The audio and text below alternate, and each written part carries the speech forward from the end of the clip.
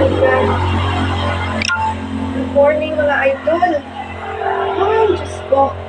Nagbaagid na ako mga lods. Uy, ay, may lang comments ba? Magtuon na ta nga naglinog na sad. Nangalot lang gani ang iro mga lods. Oh, kini si Whitey oh. Nangalot lang gani siya mga lods. Diri sa kilid aning lamisita. Abi na ako og kanang naglinog na. Hadlo ka na ako eh. Nya kay kaututon man sad ko mga lods, nakautot na lang gyud sad ko sa ako ang kakulba. Nagsige na lang gyud ta nagpakiramdam mga lods, murag ka nang gamay na lang akong kinatulgan sa gabi kay nagsige na lang jud ko og kanang bantay bitaw. Kay basin muotro na sad og kanang uyog og kanang kusog gani kaayo. Sumao na magbantay na lang gyud ta mga lods no, dili ka itam ingon nga kumpiyansa ta kay hangtod karon nagsige pa og linog-linog.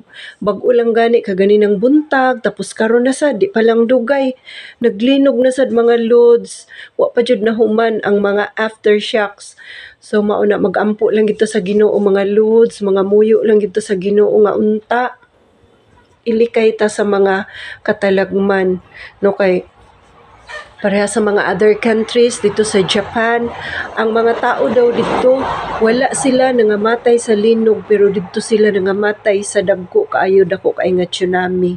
So magampo lang jud ta mga lods nga unta ilikay ta sa mga katalagman. Thank you for watching.